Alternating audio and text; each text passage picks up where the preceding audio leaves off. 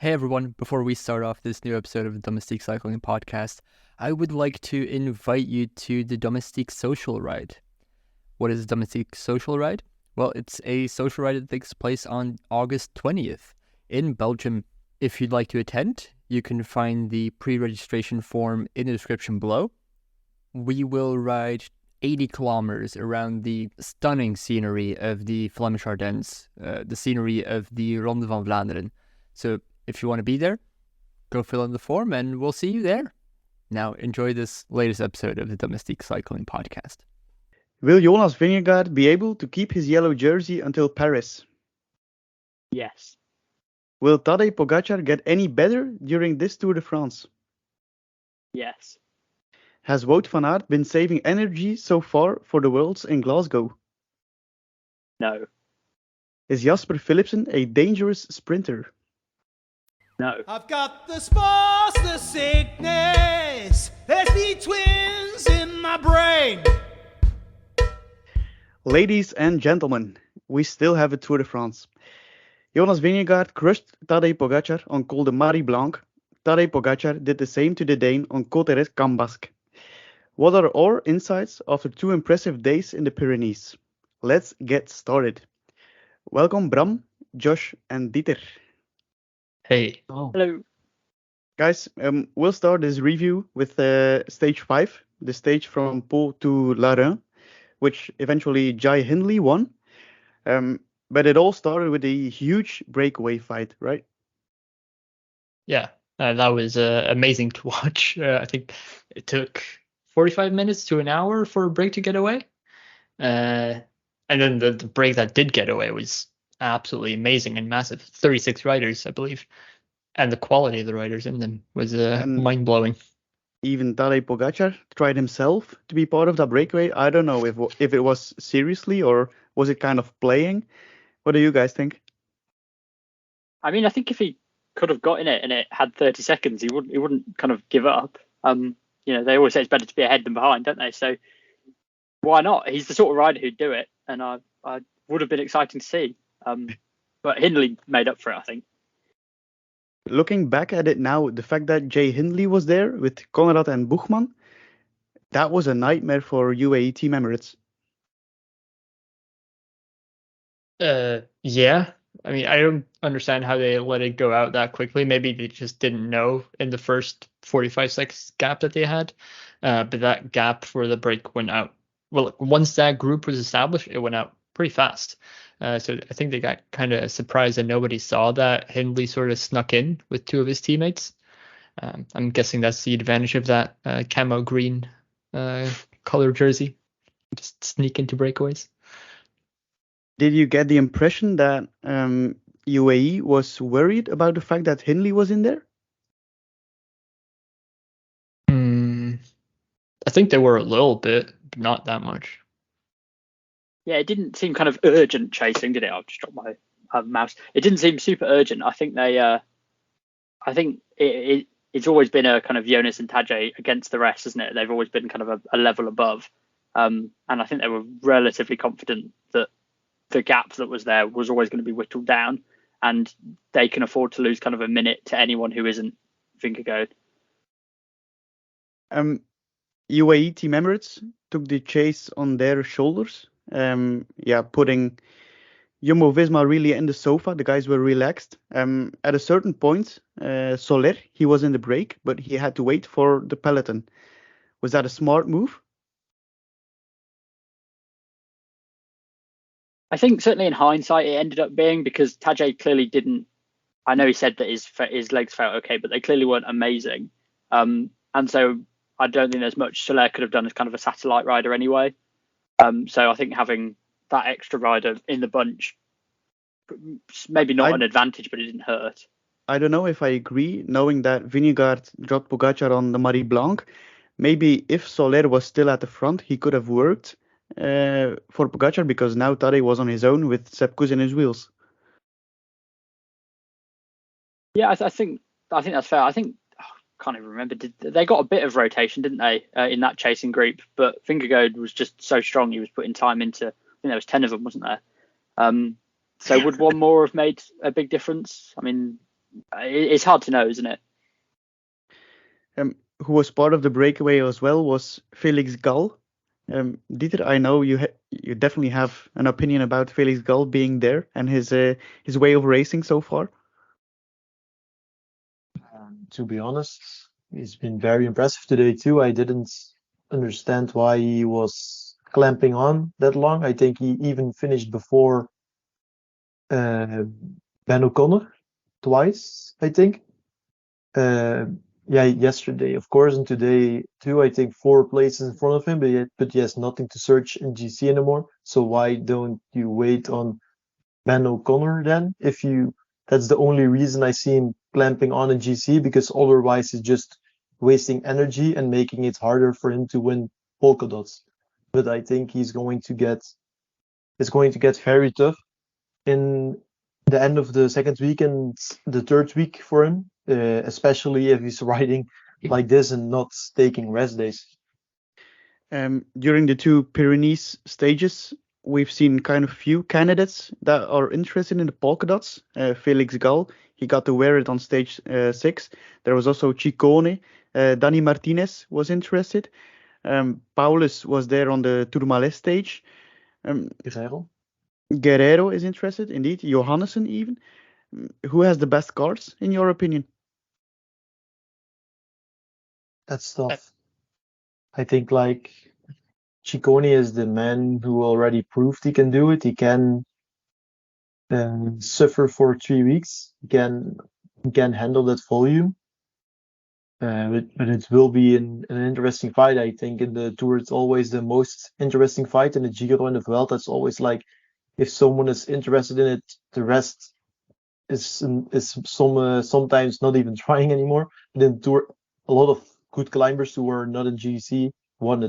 That's amazing to see. So if you gotta pick one name,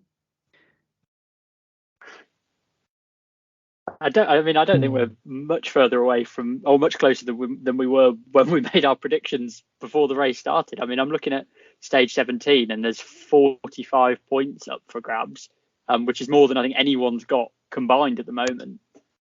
So you kind of see maybe who looks strong now, but the Tour's 3 weeks long, to bring out that old cliche. So I think certainly Ciccone and those riders do look good, but who knows? To be honest, I got some doubts about Neilson Paulus. He's wasted a lot of energy already. You saw that today as well. He tried to be there to get the points, but on Tourmalet, I don't know, he was 5th or 6th. So for him, it might be difficult.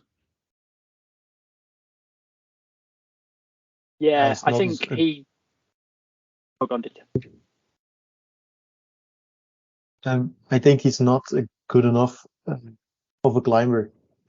Just the competition, Ciccone, like you said, Martinez, the GC guys can still win it. Jonas or Pogacar. So yeah, too much competition for a guy like Paulus to win it. Maybe in the Giro or the Vuelta he could win it, but not in the Tour. Right? Looking back at the move of Jai Hindley going into that breakaway, winning the stage, taking yellow, has it been smart knowing that on day 2 he suffered a lot? I think it was. At the end of that stage 6, he's still 3rd in GC with quite a comfortable lead over 4th place. So from what it looks like right now, it seems that, he's going to be 3rd, and this move sort of made that happen. Now he just has to follow whoever comes behind him. He can try to follow Jonas and Pogacar, but I think he also realizes that beating them is going to be really hard. So I think he's sort of got his assurance on the 3rd podium spot. Yeah, he's set for place 3.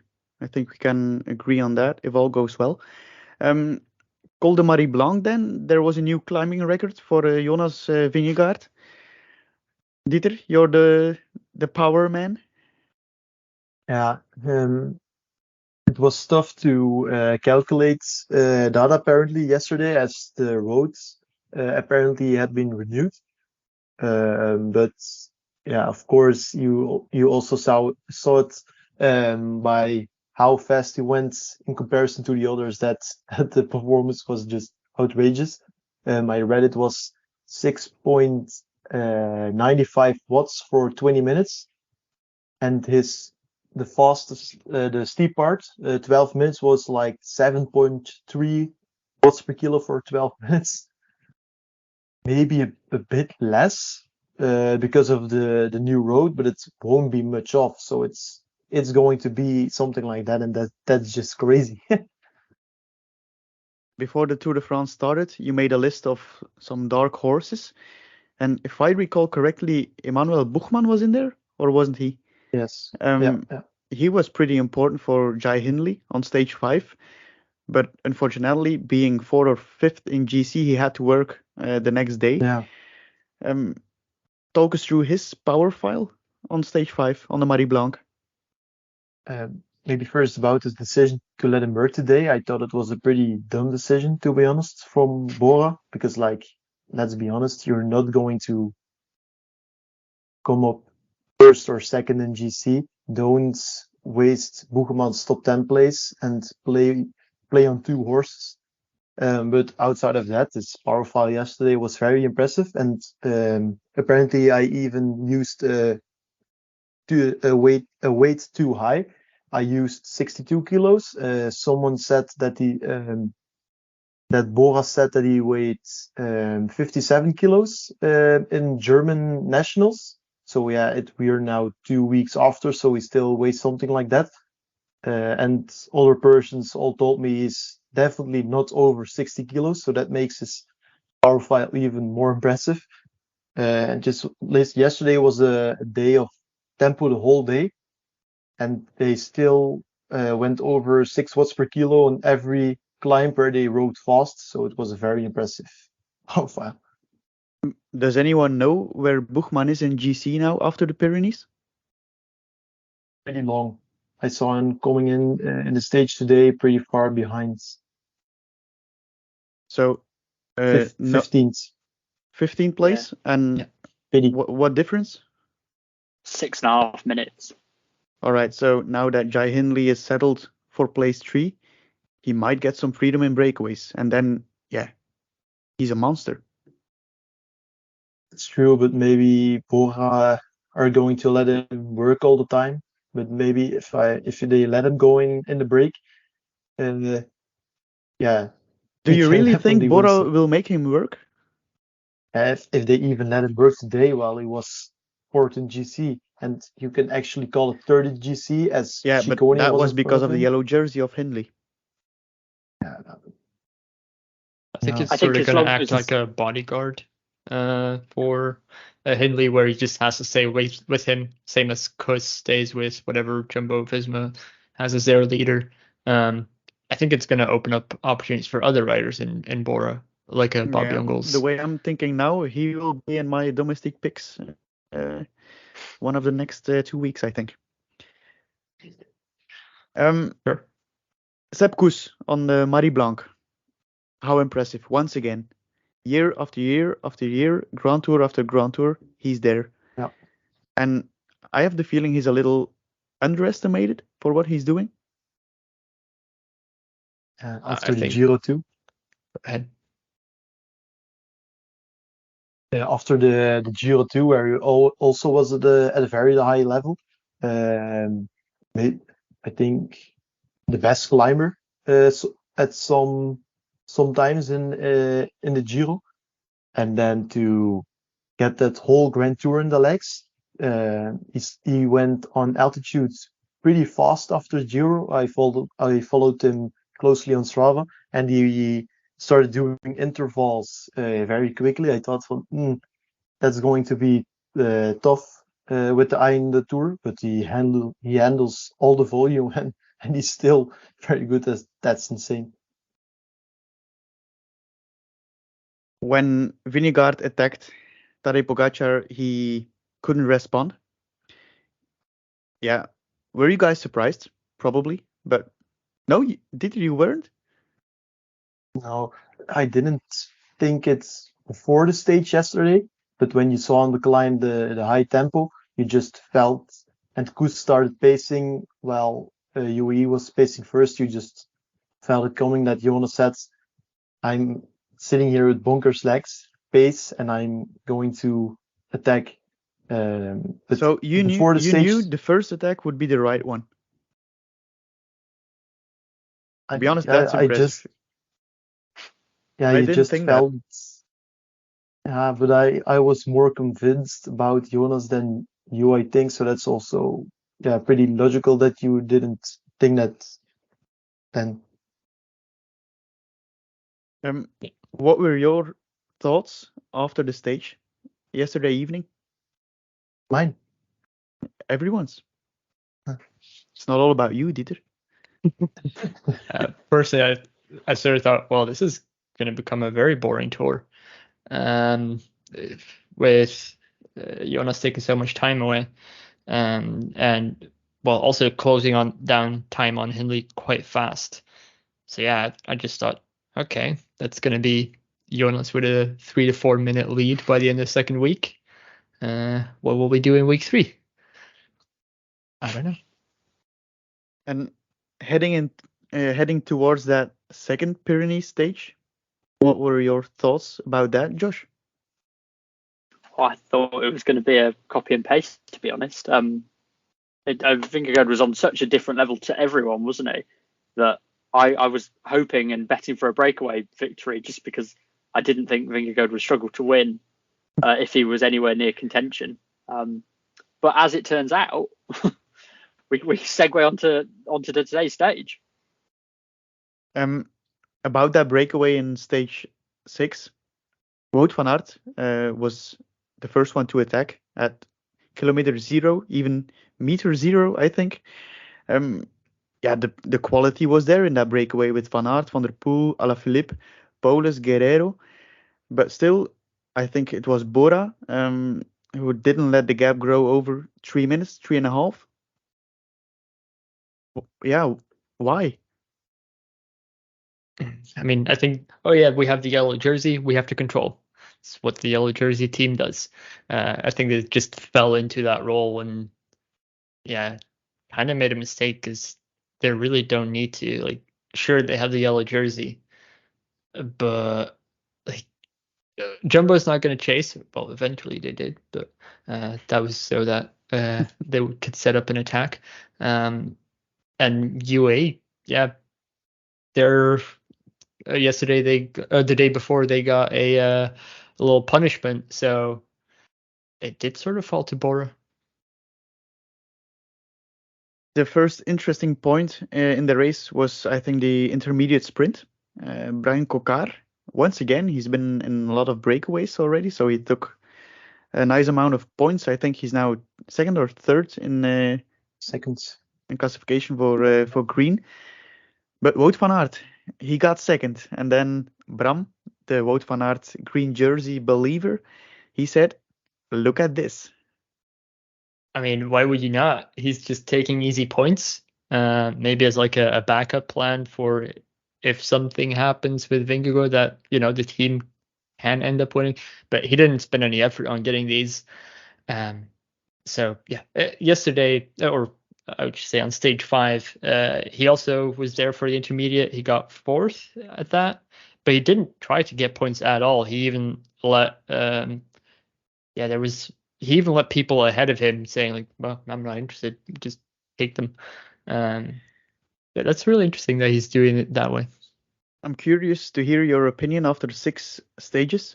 Do you think it is somewhere on his mind? In the back of his mind, I think so. I don't think he's gonna make it explicit and like try and go for these, but what he did today was clearly saying, it's still there somewhere.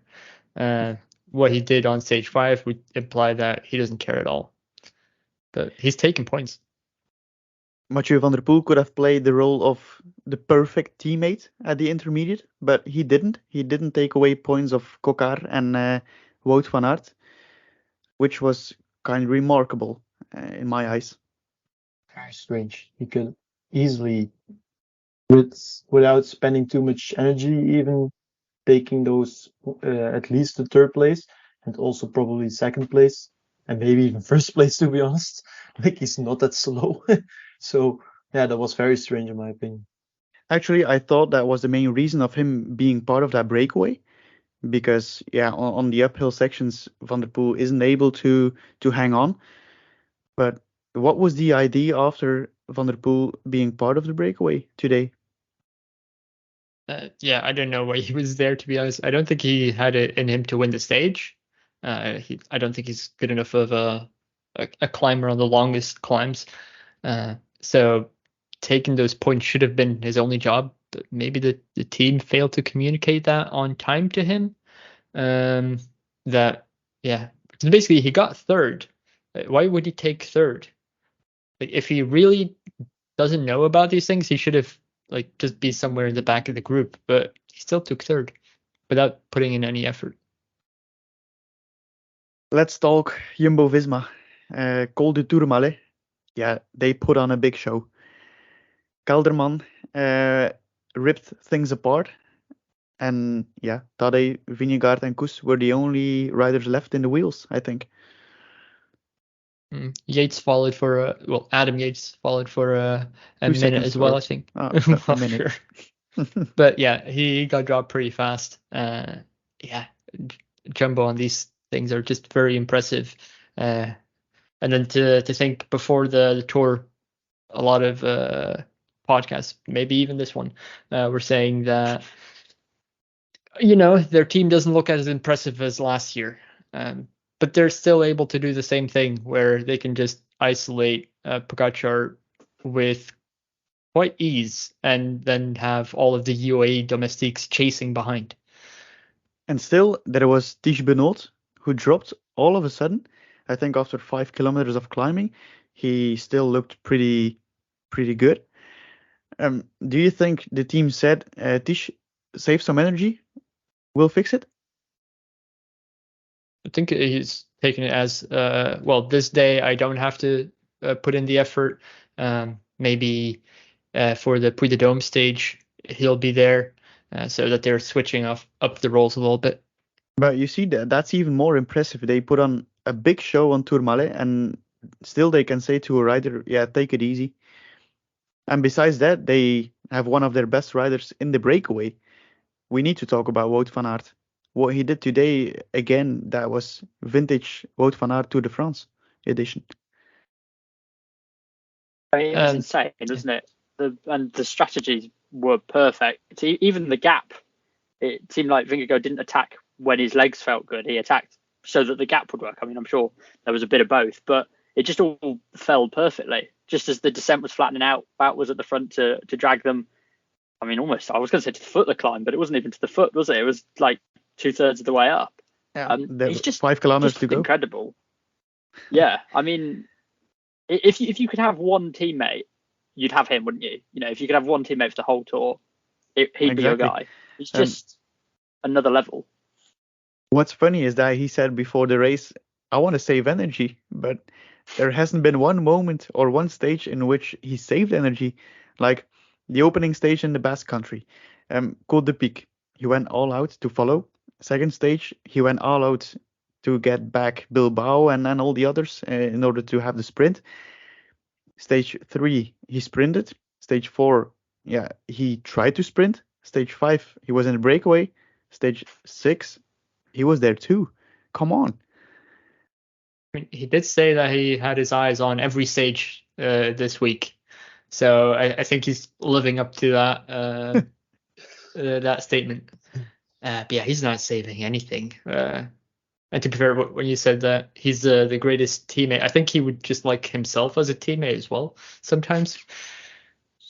There's only one person on this planet who can make sure Wout saves energy. That's his wife. I was going to say, I think one of the reasons he's leaving it all on the road is because he might not be here for the rest of the tour. Any day could be his last on the tour. So I think, he may as well get out the good performances while he's here, right? But I bet the whole of Jumbo are hoping that his wife holds on for a bit longer. Not Guys, that you can do that, but you know what I mean. What were your expectations at the foot of the climb to Cauterets-Cambasque? Devastation, and a devastating attack from Vingegaard and a dropped Pogacar. I thought that would happen. The reverse is true. What was the biggest surprise the past 2 days? The fact that Pogacar dropped on the Marie Blanc, or the fact that he won solo today? For me, it's the second. I disagree. I think it's the first. If you For look me, at it that was the climb first as yesterday, well. yeah, that climb yesterday, 20 minutes, that's in Pogacar's sweet spot. It wasn't too hot. It was quite sheltered. And he completely, well, I mean, he didn't even blow up, did he? Vingegaard was just on another level, but he was miles behind. Whereas today, you think, oh, massive long climb exposed, longer day, well, harder day probably in the saddle. The finish kind of was a bit more rolling, a bit more punchy. But I think the performance today was surprising because of the performance yesterday. Yeah, exactly. But outright, yeah, it was the performance yesterday was more surprising, I thought. Yeah, I do agree with that. It's just that what came yesterday sort of would say that, okay, Pogacar is maybe not at the level needed to really compete with Vingegaard here. And then today he does and drops him. I think that is a lot more surprising than Vingegaard dropping Pogacar, which has happened. Dieter, you as the big Jonas believer, did you cry today? Almost. But no, I think yesterday Jonas was at his level and Pogacar was at his level. Today Pogacar was at his level and Jonas wasn't at his level. So I think today is the biggest surprise for me, and I barely cried. Yes. What's your analysis of the final, of the attack of Tadej, the response of Vingegaard? I think Jonas had the feeling he had to attack because all of the work Jumbo have done for him, and after he just kept riding on the front for Pogacar basically, and like that he literally gave him a lead out, to be honest, and that didn't help Jonas either. But outside of that, Pogacar was just better than Jonas today because doesn't do that much to take the front. I was wondering, did Jumbo race too hard for Vingegaard today? That normally is good for Jonas. So do you think what happened today will change their way of racing? yeah, they were just overconfident today. Maybe I think Jonas and definitely Jonas in himself. If you saw how he rode the final climb, you saw him being surprised when Pogacar attacked him. He literally had like a surprise face, like what? So yeah, that says enough, to be honest. After the Pyrenees, who is the mental winner? Ooh, that's a hard one. Nico, I think. I Who think did you it say? depends. Jumbo. Equal. I think. Equal. I think it depends on how Pogacar's wrist is, and only Pogacar knows that. Because that attack today, you could see when he got out of the saddle, he can't quite put as much weight on his left arm as his right arm, which obviously makes sense. But you know, if he has a little crash or something and kind of tweaks it a bit more, that it is clearly not right, and so that's going to really pull him down, I think. But if his wrist's getting better and stays better, I think Pogacar will only get stronger kind of as a result of that as well. Exactly. If he gets better towards third week and he reaches his peak there, then yeah, man, we're in for the ride. But once again, it's gonna be Dieter doesn't agree. Pogacar is riding at its peak at the moment. Vingegaard too. So if like it could be that Jonas. Actually, I don't believe that. I don't believe Tadej Pogacar is 100% right now. What's yesterday were one of the best he ever did. Jonas was just even better. Yeah, 1 minute and a half almost on the climb. No, on the climb it was 40 seconds or something 30? gap. I think All right, I thought it was high more. 30, almost 40. We need to talk about the rest of the guys who are going for GC. Any insights? We've got a David Godilover in here, so we need to talk about him. Well, he looks better than he looked in the Dauphiné, doesn't he? He looks much better than he looks in the Dauphiné. And couldn't be to be worse. honest, he came 30th there. You know, that's a respectable result. Maybe not. Okay, yeah, it was a disaster. Yeah, he's well in that podium fight. He's sitting 7th at the moment. I think, you know, he kind of, I'm hoping he gets stronger throughout the race. Why not? I'm just looking now, and he's 2.5 minutes off the podium. Yeah, that's one stage. That's one good stage. Do you call that being all in in the fight? on the 2.5 minutes? Yeah, absolutely. Yeah, I mean, Tadej If- was 2.5 minutes down on Vingegaard after the Granon last year, and everyone backed him still. So, yeah, Gadu hype train for the podium, leaving now. For top 5, are there any other names you guys are thinking about that look decent the past I days? said before, the Tour, Simon Philip Yates will end 3rd, and I still think he will finish 3rd. I do have to say that Simon Yates does look very strong. But I think Rodriguez potentially even more so. He also has a stronger team that if they, for example, start, you know, doing silly tactics for the last podium spot, that they have more to play with than a Jayco Alula. So I think Rodriguez going to be a really interesting rider to watch. Guys, do you remember what I said a couple of weeks ago about Ineos and Pidcock? That he might be a top 10 candidate? Well, yeah, we're on the way. And he'll have to work from now on. Like right now, he's sitting in spot 9, but with Rodriguez being a podium candidate, he'll have to sacrifice his chances. And I don't see him. Well, if he wants to go for breaks, then he now has to lose time. So I think he prefers a stage win over a GC top 10. It's a pity Eve isn't here. The guy didn't believe in Tom Pidcock, but now when he will be listening to this, yeah, Caleb Ewan, we will talk about him as well.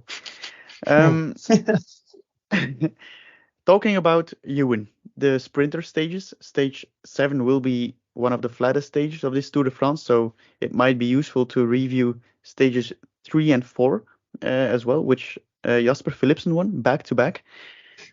But yeah, there were a lot of riders saying that Jasper Philipsen is a dangerous sprinter.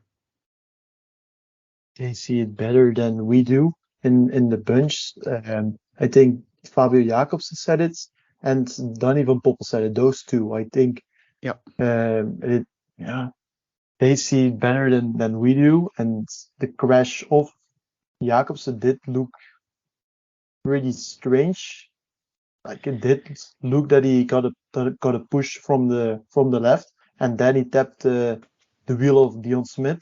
And nope, yeah. He said that in an interview himself. He didn't tap the wheel of the Intermarché rider in front of him. He said the Alpecin train that passed by on his left side, I think, caused the crash. So basically, he said Jacobsen it was himself. Yeah, he said that before the start of stage 5, I think. Yeah. Well, sprinters drama. Let's go back to stage 3, the sprint against Wout van Aert with that S-turn at the end. Was Philipsen, did he make a mistake there? No, I think he just sprinted to the line. It's not his fault that they put curves like that in the parkour. A sprinter sees the line and looks at the fastest way to get there. So actually, he rode a straight line. It's just that the parkour wasn't in a straight line, so you can't relegate him for that. Wout van Aert said afterwards that that he was lucky it wasn't Peter Sagan who was in his wheel, because the guy would have pushed him away. That's true. Yeah, I mean, he's not wrong. Wout is not there for, the green jersey, he says. So he's not going to look for trouble and try and really squeeze through, because if he wanted to, he could have, but then maybe they both went down and then both their tours are potentially over. Wout has bigger works for this tour. Is Jasper Wout's- Philipsen? Oh, Josh, go ahead. I was going to say Wout's just coping because he now knows he's going to be second choice for the World Championships. That's my hot take for the podcast. The hot take, coming from a Godieu lover. Is Philipsen the best sprinter in this Tour de France? I can't say no. Yeah. I think. Is he on his way to win 4 stages, for example? Potentially. I don't think Jakobsen is going to be able to be a threat on stage 7. I think he's still recovering from his wounds. Absolutely. So I think intrinsically, in terms of speed, Jakobsen would be the closest. So with him having to recover for at least the next week, maybe what, but then it has to be a harder stage. About the second win of Jasper Philipsen, there was the relegation of Mathieu van der Poel. Oh, yeah. Can you call it a relegation? Yep, it is. He bumped into Bini Girmay. Was that a big mistake in your eyes? I think if it results in your teammate winning, it's not a mistake, is it? It's a bonus. And I think it's a good point. The rules don't treat cycling like a team sport that we all know it is. And so if Van der Poel gets a penalty and a 200 Swiss franc fine, but it means his mate's going to win a stage of the Tour de France.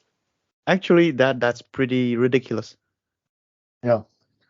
It is, but he's just playing by the rules, right? He broke the rules. He faced the consequences. The rules aren't up to scratch, but I'm not sure how. Phillips is the more than deserved winner, but without that bump, he would never have had won. Caleb Ewan would have won.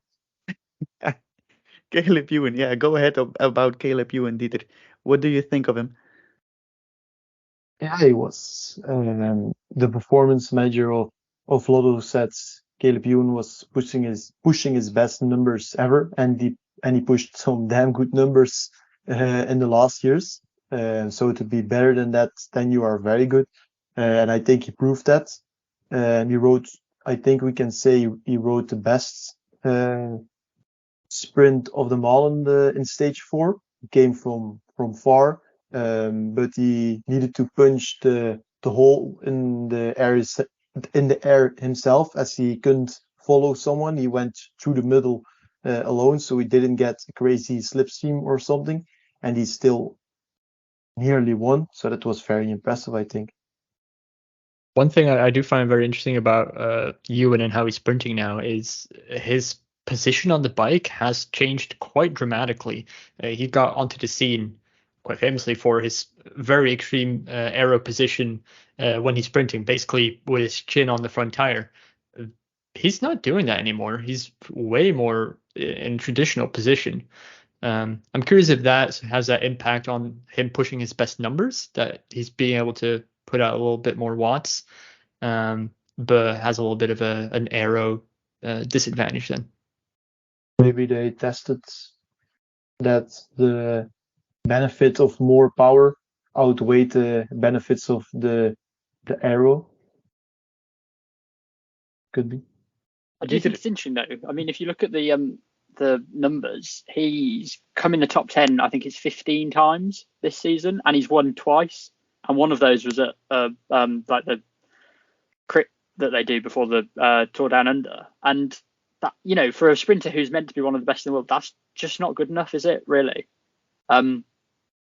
It seems like he kind of stalls in that last kind of 50 meters of the sprint. I mean, looking at his results again, he's got so many seconds and thirds.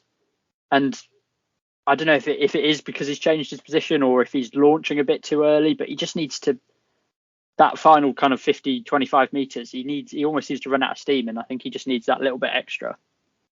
I think it's actually the opposite, where it's always that he comes up really quickly but too late, and that he runs out of road. I don't think there's ever a case where like there's a sprint and he starts first and someone remounts him.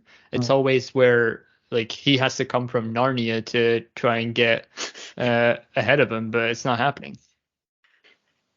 Dieter, there's one guy we need to talk about. Jordi Meus.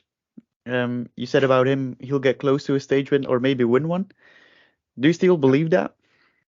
Yeah. And the first stage 3, the first sprint stage, he wasn't positioned well. And in the fourth stage, he was behind Fabio Jakobsen crashing, and he fully rode over Jakobsen's bike and lost all speed there. And at that moment, Bora chose to sprint with Van Poppel, and Meus still managed to get 15th, which is even pretty good, I think, because he needed to, it was with 2 kilometers to go, I think, and Jordi Meus needed to get back to speed and do it all on his own. So I don't think we now need to rule him out for a stage win all of a sudden. And I think he's a bit like Philipsen. He's not just a sprinter. Meus can ride classics pretty good. I think it was 15 in Roubaix last year. Then you are a strong boy. And second week or third week in the sprints where guys like Groenewegen, Jakobsen are very tired. Those are maybe better stages for Meus. Could be. All right, guys. One more question to conclude this episode. Who will be on the top podium spot in Paris in 2 weeks? Still Vingegaard. Yeah, agreed. Vingegaard. All right, that makes it 3-1 because I know it will be Tadej Pogacar. Oh, you know, do you? He's seen the script. Netflix. Bram, it's all yours. I do actually, before I do the outro, want to mention a quote from Wout van Aert that came in while we were recording after the criticism that he might not have the legs from last year. He called those people, critiquing voices, people who don't know much about cycling. Lovely quote. Who is he talking about? I think some people in the Belgian media. But for the outro. Well, that's a wrap for today's Domestique Cycling Podcast. A big thank you to our audience for tuning in. If you enjoyed the episode, consider supporting us on Ko-Fi or Twitter. And if you're on YouTube, hit subscribe and turn on notifications. We appreciate your support and look forward to seeing you next time. Au revoir. À bientôt. I've got the spots, the sickness. There's the twins in my brain.